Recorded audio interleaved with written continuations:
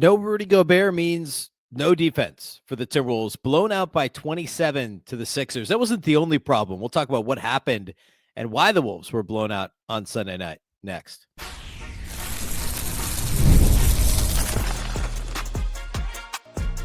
You are Locked On Timberwolves, your daily Minnesota Timberwolves podcast, part of the Locked On Podcast Network, your team every day. Hello and welcome to the Locked On Wolves podcast, part of the Locked On Podcast Network, now the number one sports podcast network. Today's episode is brought to you by FanDuel. Use your profit boost on an NBA future and get entered for your chance to win a trip to the NBA Finals. Play your game with FanDuel, the official sports betting partner of the NBA. Happy Monday, everybody. I'm Ben Beecken, host of Locked On Wolves, and not a victory Monday for the Timberwolves. Yeah, they beat the Mavs on Friday night. A nice win over, obviously, a severely shorthanded Dallas team. But Sunday, of course, Philly shorthanded, as they often are with no Joel Embiid and Paul George out, suspended for a significant period of time.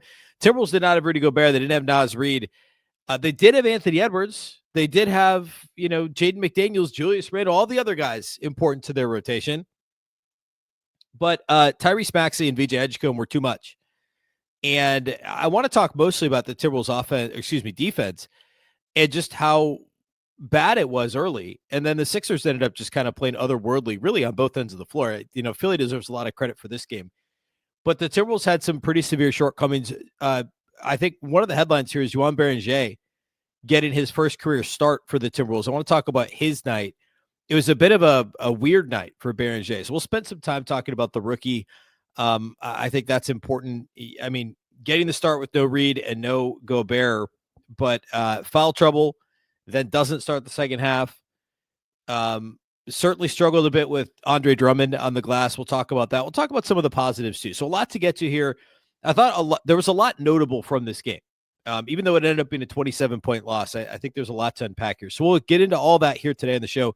Big thank you off the top for making Locked On Wolves your first listen every single day. Of course, this show is free and available everywhere. That includes YouTube, as well as all of your favorite audio platforms. Wherever you like to listen to podcasts, you can find Locked On Wolves. All right. So already kind of set the stage here. Of course, the Sixers are missing Embiid and George. The Timberwolves are missing Gobert due to suspension. Remember, he got that, I think, like 8th flagrant foul on Friday night. So the second time he's been suspended for one game. For every flagrant foul Gobert gets the rest of the season, he's suspended a game. Okay. So no Gobert. Naz Reid was listed as questionable and ultimately did not play with the shoulder injury. I would expect there's a decent chance he's back Tuesday night, given the fact that he was questionable Sunday, but obviously it's something to keep an eye on. That means we saw Beringer get his first career start.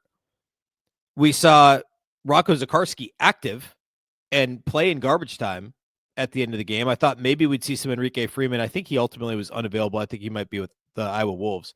But, when I saw that Reid was questionable, I thought that could be a possibility. So, I mean, I want to get into the Beringer thing here in a minute. We actually, you know what? Let's just start there. I know if you're watching on YouTube, I got that as my last bullet, but we'll start with Beringer because I think it's relevant to the overall game flow and the fact that Timberwolves couldn't really figure out what they wanted to be in this game. Beringer starts the game, picks up a foul almost immediately, and then picks up a second foul just like 3 minutes into the game and hits the bench. Doesn't come back until the second quarter. I think he came back toward the end of the second quarter, picked up a third foul, and then didn't start the second half for the Timberwolves, which of course is rare. Typically, if you start the game, you start the third quarter, barring injury. Beringer did not start the third quarter. The Wolves had Ayo Dosunmu on the court and decided to play small. Now, outside of the fouling issues in his first half stint, I thought Beringer was fine. He didn't really have a chance to do anything else, good or bad. As the game wore on, we saw him get eaten alive on the glass, which is the primary concern with Beringer. Like that's always been the concern, especially on the defensive glass. Go back and listen to what I talked about when he played in Las Vegas Summer League. Like Summer League preseason, the thing I've consistently talked about is he's a really good offensive rebounder. The instincts are off the charts for playing basketball now for only 5 years. And given he's 19, but his athleticism, his length, all that stuff off the charts, like elite level size, athleticism, and I think bordering elite level instincts for a guy who has not played very much basketball, relatively speaking. However, on the defensive glass, it's a lot more about positioning, technique, and strength because you're actually finding guys and boxing them out and then going and getting the ball. Offensive rebounding is more about instincts. See ball, get ball. Right? It's like a center fielder, kind of, sort of, in baseball. You just see the ball, you go get it. Effort, right? He's got effort. All that stuff. It lends itself or lends to success on the offensive glass. The defensive glass, there's more to it. And that's where we've seen him struggle. Go back to Summer League, preseason, early season, even garbage time this season. He's always struggled on the defensive glass and looked very natural and impressive on the offensive glass. This is, by the way, he ended up playing 17 minutes and ultimately fouled out. This was the third most minutes he's played in a game and only the fifth time he's played double-digit minutes this season for the Timberwolves.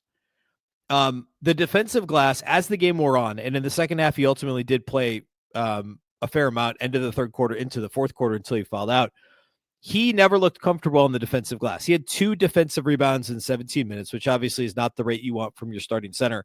And Andre Drummond really kind of ate him alive. And I know Drummond only played 22 minutes, but there were a couple of pivotal possessions when the Timberwolves were hanging around the 12, 14, 16-ish point mark deficit in the second half, where there was one in particular where Beringer had inside position, basically had Drummond boxed out. And I think Jaden McDaniels was on the other side of him.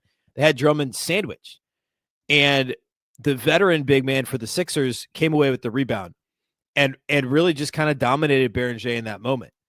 And there was another possession. It was a similar situation. So those moments kind of magnify the issues that I've talked about before, the concerns that obviously Beringer is going to have to work his way through.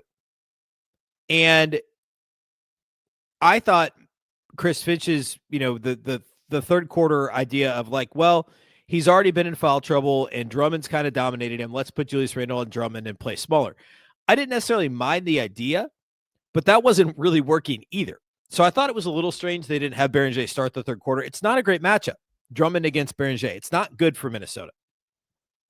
But I also don't know what the alternative is. I mean, clearly the alternative was playing small, and that didn't really work either, which we might as well talk about that now too. That was kind of an early attempt at fixing things for Minnesota. After the Beringer foul trouble, Chris Finch was like, all right, well, we don't have anybody else besides Rocco Zakarsky, who's never played before, right? Leonard Miller's gone. Enrique Freeman not with the team. Naz Reid out with injury. Rudy Gobert out for a suspension. There's no more front court depth. There's no Luka Garza trotting down the tunnel or pulling off the warm-ups on the bench. He's not here. So what does Chris Finch decide to do? He decides to play small. He brings in TJ Shannon in the first quarter and play extremely small. The Wolves actually went to zone early, and I thought it looked okay the first couple of possessions, and then the Sixers hit a couple of threes and the floodgates open.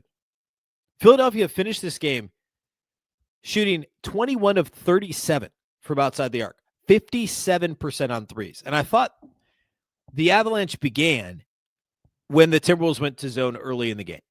And again, the first couple possessions were fine. They were playing so small that was really kind of the only call, but the Wolves don't play zone very often. They're in the bottom third of the league, right around that bottom third in terms of frequency of zone possessions. And especially without Rudy Gobert in the center of that zone, it's a dangerous proposition. I understand why they did it. And then the Sixers found a rhythm. And from that point forward, like, honestly, I actually thought there were obviously some terrible possessions, and we'll talk about a couple of those. But eventually, the Sixers just couldn't miss. And I thought, like, I know Tyrese Maxey had 39 in this game, but VJ Edgecombe in particular hit some pretty crazy shots in this game. Obviously, there was the end of shot clock 1 near the end of the game on Dosunmu that basically it was right near where the Sixers were pulling away in the fourth quarter. But there were a couple in the first half that Edgecombe hit that were just nuts. And you got to tip your cap. But I thought that the zone allowed Philly to catch that rhythm. And then the rim looked like the ocean. And they just weren't really, the net looked like the ocean, right? They weren't even seeing the rim. The ball was just they were hitting insane shots. And that was just as much a piece of this as the Wolves' kind of shoddy defense was early in the game. I want to talk about a little bit more about that and then get into the Timberwolves offense. We'll close by talking individual studs and duds. So a few more things to get to here in this one. We'll do all that here next. Today's episode of Locked On Wolves is brought to us by our friends at Prize Picks. Shoot your shot on Prize Picks and get $50 instantly in lineups when you play your first $5. That's right. Prize Picks is giving you $50 in lineups when you sign up and play your first $5 lineup. Prize Picks makes every dunk, every dime, and every board that much more exciting. It's America's #1 app for sports picks. Prize Picks is simple to play. You just pick more or less on 2 to 6 player stat projections, and if your picks are right, you can cash in. You can choose for basketball, baseball, hockey, soccer, UFC, and more. Plus, they've got features like early payouts and flex play, so you've got options while the games are still happening. Download the app. You'll be really surprised at how easy it is to get started. All it takes is a couple minutes to build your first lineup. I've been making NBA lineups around players I already follow, so obviously Timberwolves players. Just pick more or less on points and assists. It honestly makes every possession way more fun to watch. I have a buddy who somehow hadn't been on Prize Picks, got him on it a couple of weeks ago, and he loves it. Loves it. He was all about it. The Super Bowl a couple weeks ago was all about it. It was a ton of fun. Download the Prize Picks app today. Use the code LOCKEDONNBA to get $50 in lineups after you play your first $5 lineup. That's code LOCKEDONNBA to get $50 in lineups after you play your first $5 lineup. Prize Picks. It's good to be right.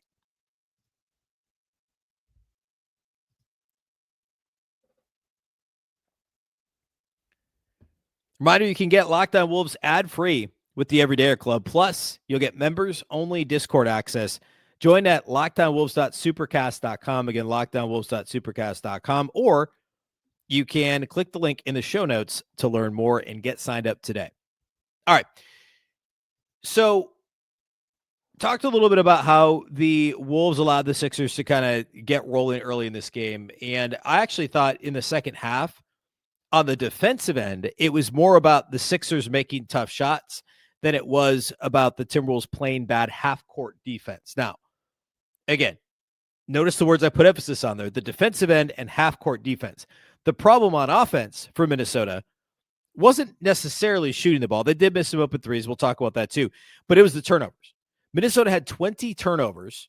7 of them were by Anthony Edwards, who actually shot the ball pretty efficiently, but he had a couple just bad turnovers. Like literally just lost the handle a couple times, had Andre Drummond strip him once, had the backbreaker turnover in the fourth quarter. Minnesota had pulled to within 14. The crowd was into it. And I think there was like 7 minutes left or something. Nick Nurse calls timeout, Sixers coach, with like 11 or 12 seconds on the shot clock. I thought it was kind of a weird timeout. Guess what? They come out of the timeout. Maxey gets a bucket. And on the inbound, Beringer passes it to Ant, and Ant tries to just like leave it for Ayo Dosunmu.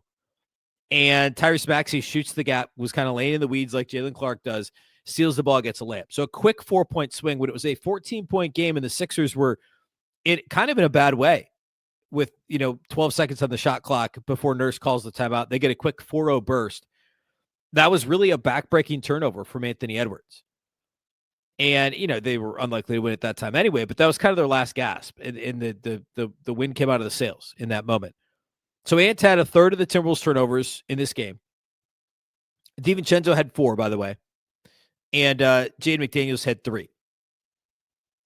So the turnovers, of course, led to what they often lead to. That's fast break opportunities, easy open floor transition chances for the Sixers. And again, I thought that the half-court defense wasn't actually all that bad in this game for Minnesota, but they gave up 21 turnovers. They gave up 21 points off of those turnovers. And that led to some easy buckets for Philly. So again, defensively in the half court. And then the other thing is the Sixers just made tough shots. I mean, VJ Edgecombe was 6 of 7 on threes. Quentin Grimes off the bench was 5 of 8. And at least 2 of those 5 makes were just crazy. Hand in his face, just unconscious. For a team to shoot 37 threes and make 21 of them hit 57% is crazy. And that's not all bad defense. So the Wolves, made the bed that they ultimately had to lie in by, some spotty defense early on and the turnovers, right?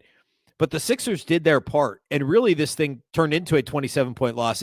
Prior to garbage time, it was I guess it was hovering around 20, but this thing was 14 points midway through the fourth quarter until the Sixers poured it on, and then the plug was pulled, and the Sixers won garbage time by a couple buckets. But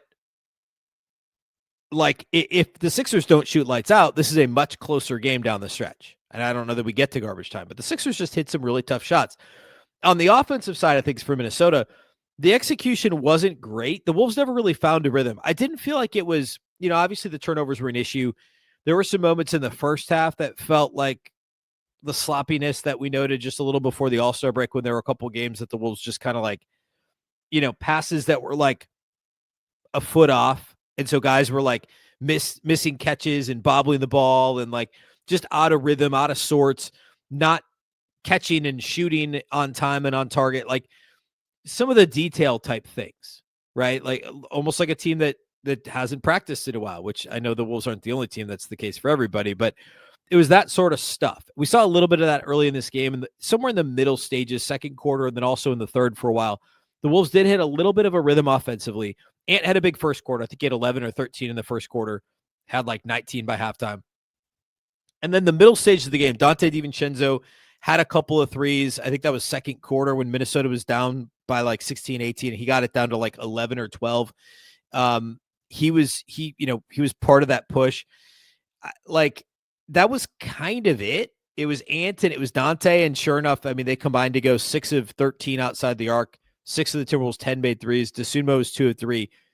Jaden McDaniels was kind of out of sorts offensively himself. He ended up with 9 free throw attempts to kind of save the night. He had 19 points on 12 shots, which sounds nice, but he was 0 of 4 on threes. Julius Randle was 1 of 5, continues to really struggle. I think he's down to 32% on threes. So the thing that saved Minnesota and got them to at least get to 100 points in this game was getting to the free throw line. Minnesota shot 15 more free throws than the Sixers did in this game. 30 of 36 at the line. They actually made some free throws in this game.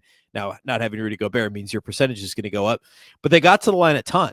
And a lot of that was Randle and McDaniels. They combined to shoot 16 of 19 at the free throw line. Ant only attempted 5 free throws, and he missed the first two free throws of the game. He missed both of them, but besides that, made his next 3. It was the turnovers that sunk the Wolves offensively, and it was the free throws that allowed them to at least hang in this game and ultimately get to 100 points, despite the 30% shooting from 3 and the 21 team turnovers. So there just wasn't ever really a rhythm. And certainly weird lineup combinations. I talked a little bit already about TJ Shannon playing those rotation minutes very early, but there were lineup combinations in fact, many of them we've literally not seen all year. DeSumo played 28 minutes off the bench. Beringer started, played 17. TJ Shannon played 18 minutes in his first game in 2 months. Bones Highland still managed to play 14 minutes. Jalen Clark was in the rotation. Mike Conley played for the first time since he was traded initially 3 weeks ago. So there were actually 9 guys in the rotation. 10 guys in the rotation in this game in the first half. And only one of them, or 2 of them, I guess, were real big men too. Julius Randle and Joan Beringer. Everybody else, the Wolves were playing Jaden at the 5. They were playing Ant at the 4. It was just this weird kind of mishmash. And I'm not necessarily blaming Chris Finch, because what are the options here? And this is one of the things we talked about on the show, which was, the front court depth is very thin. And the Timberwolves, in theory, can play small, but the way that you play small successfully is with Naz Reid at the 5 or with Julius Randle at the 5. And I guess they tried a little bit of that in this game, actually quite a bit of it, after Beringer was in foul trouble. It didn't really work out. That was mostly because of the defense. Turns out not having Rudy Gobert is a massive deal. Rudy Gobert's not going to win Defensive Player of the Year, but this is a pretty good, talk about, this is a team that's a top 3rd defense. They're 6th or 7th in defense right now coming into this game. They gave up 135 points. 52% shooting from the field, 57% on threes to the 76ers without Rudy Gobert.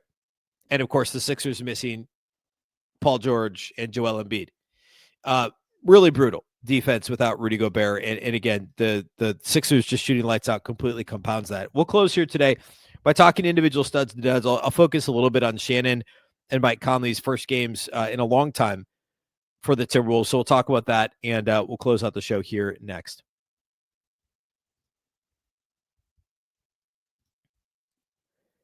Today's episode of Locked On Wolves is brought to us by our title sponsors at FanDuel. Ever wanted to experience the NBA Finals live and in person? FanDuel's giving you the chance to turn that dream into reality with their NBA sweepstakes. Here's how it works. Use your profit boost on any NBA future, and you'll automatically be entered for a shot to win an NBA Finals trip for two. That's right. Flights, tickets, the whole experience. If you're already looking at the board and thinking about which team can make a deep run here, like a week out of the All-Star break, this is the perfect time to lock it in. Futures this time of year are awesome. You can pick a team to win the championship, maybe just to grab the conference title. Maybe you think the Pistons can beat whoever comes out of the West, so you want to pick OKC in the West, but the Pistons to win the title, whatever the case might be. It adds another layer of excitement to every game down the stretch of the season, and now not only can your pick cash, but it could also send you to the finals. Visit FanDuel.com to get started. Use your profit boost on an NBA future and get entered for your chance to win a trip to the NBA Finals. Play your game with FanDuel, the official sports betting partner of the NBA. Today's episode of Locked On Wolves is also brought to us by our friends at TurboTax. Tax season doesn't have to take over your life. This year, TurboTax is making it easier than ever to just hand things off and move on with your day. With TurboTax full service, you can have your taxes done for you by a trusted local expert, start to finish, without the stress or guesswork. Instead of spending hours trying to figure out forms, you can meet with a local TurboTax expert in person or connect online. They handle everything from W-2s to self-employed forms and work to get you every deduction. You can upload your documents, go about your day, and get updates right in the TurboTax app. It's a huge time saver and gives real peace of mind knowing an expert is handling it. For a limited time, you can have your taxes done by a local TurboTax expert for just $150 all in if a TurboTax expert did not file for you last year. Just file by February 28th, which is like this weekend. Take taxes off your plate and get back to your life. Visit TurboTax.com/local to book your appointment today. That's TurboTax.com/local.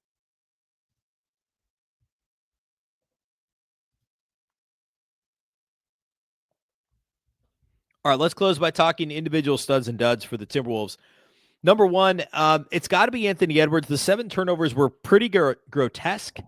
And I know that I said that one of the primary problems for the Wolves in this game that obviously put a cap on what they could do offensively. That's like obvious, right? But I'm going to say the words. A turnover is a double whammy because you can't score. And a lot of times, especially if it's a live ball turnover, you're allowing the other team to get a relatively easy shot attempt on the other end in a open floor, broken floor situation. It was a double whammy, and Ant had a third of the Timberwolves turnovers. But Ant was also the only guy that scored more than 19 points. He was 11 of 19 from the floor when he didn't turn it over. And he had 9 rebounds. He led the team in scoring. He led the team in rebounding. Like, if Ant doesn't score in this game, like, I mean, do the Wolves get to 90 points? Like, it's tough. I mean, there were a lot of guys that didn't play well. And I thought because of what Ant did when he didn't turn it over, and I actually thought overall, I don't think he was all that bad defensively. For as bad as the Wolves were as a team, I don't like this wasn't one of those games where you point at Ant's effort and say this is an issue, other than that hideous turnover at the end of the game or midway through the fourth quarter. But all that to say, he still gets a stud in this game. Man, this is actually really tough to come up with real studs in this game because, like, you can't like I mean, technically, you look at Jaden scored 19 points, had 12 shots. I thought the missed threes were a big deal for Jaden, and I actually think he did not have his best game defensively. So I don't even think I can give Jaden a stud. I don't know. I guess I have to. Like, he did enough offensively early in this game alongside Ant to kind of keep the Wolves. They were within 10 at halftime. I guess I have to give Jaden McDaniels a stud. 19 points on 5 of 12. He missed all 4 of his threes, so he was 5 of 8 on 2s with his little weird, like, short mid-range stuff he does around 10 feet and in. Perfect 9 and 9 at the line. So getting to the free throw line quite a bit. 6 boards, 2 assists. He did have 3 turnovers, but he had 4 stocks in this game, 3 blocks and a steal. So I'll give a stud to Jaden. So Ant, Jaden, Julius Randle evidently was under the weather. Chris Finch talked about this after the game. He had 18 points on 10 shots, only 3 rebounds in 31 minutes, only 3 assists. So that's a little uncharacteristic for Julius Randle. I will not give him a stud. I guess my third one's Ayo Dosunmu, and I know he was worst on the Wolves in plus minus at a minus 25, but that was more because of the lineups he was being forced to play in. I mean, he largely was like, like he started the third quarter for the Timberwolves. Jaden McDaniels was at the 5. Like there was no true size. Also, I didn't even talk about offensive rebounding, second chance opportunities. Somehow Philly only had 10 offensive rebounds, but there were some key ones mixed in there.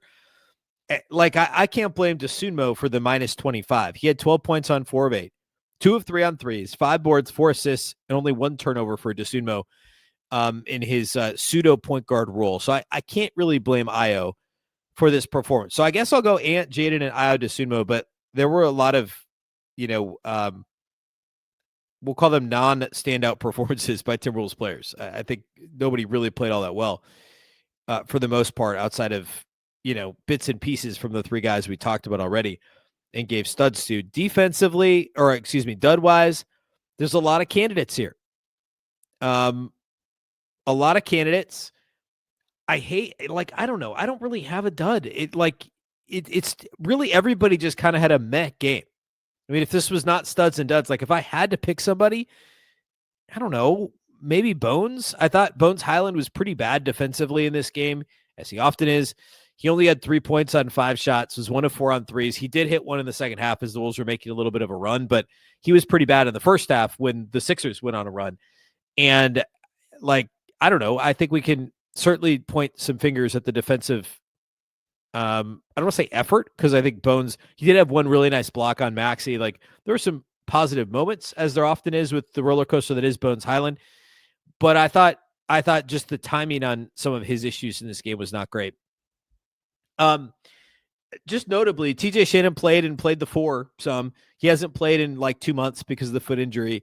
6 points on 1 of 4, missed his only 3-point attempt. He scored, he had 4 free throws that he made, hit a tough shot in the paint. I think it was in garbage time or just prior to garbage time in the fourth quarter.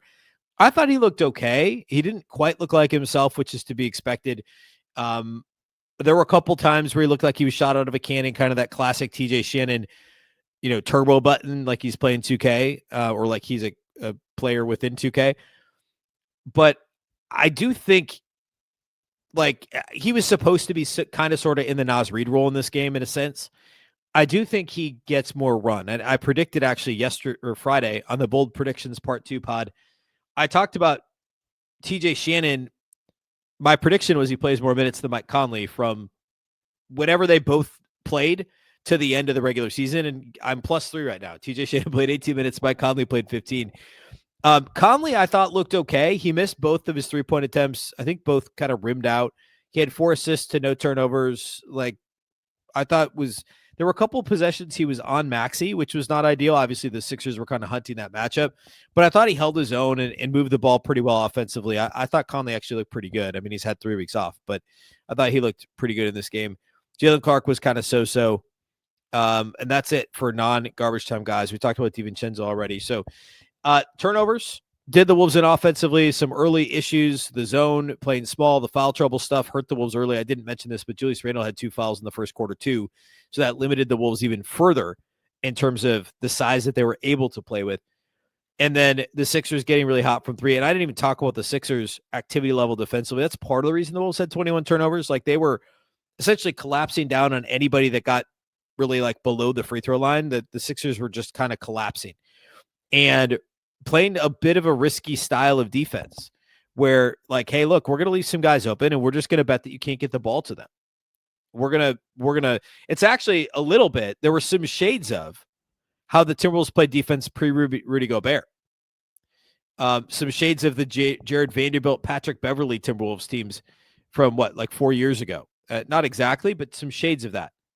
And the Wolves just kind of succumbed to it. And teams that play that hard defensively can get the Wolves number, especially when they don't have Naz to bail you out, on the perimeter with the made 3. And instead it's Julius Randle and Joan Beringer who aren't doing that. Right.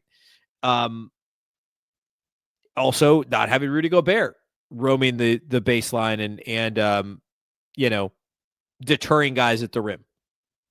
That hurts for sure. So disappointing loss for the Wolves, obviously losing by 27 hurts in the fashion in which the Wolves lost this game. Caveats apply with the guys that were missing, but that always seems to be the case.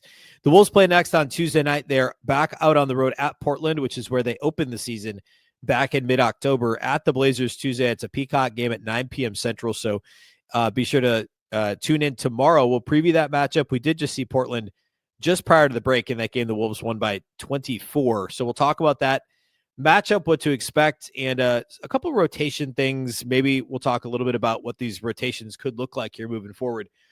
And that's Tuesday's show. And then, of course, Wednesday we'll have the postgame pod following Wolves Blazers late on Tuesday night. Big thank you for making Locked On Wolves your first listen every single day. Of course, this show is free and available everywhere.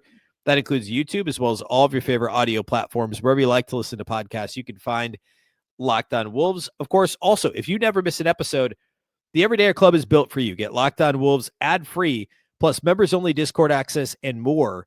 Head to lockedonwolves.supercast.com to join the club. For those of you on video, we'll send you to the first ever 24/7 National NBA YouTube channel. If you're on audio, make sure that you make your second listen the NBA Game Night Show over at Locked On NBA. Of course, Locked On Wolves is part of the very same Locked On Podcast Network. Wherever you like to listen to podcasts, you can find Locked On Wolves. I'm Ben Beecken. This is the Locked On Wolves podcast, and we'll catch you next time.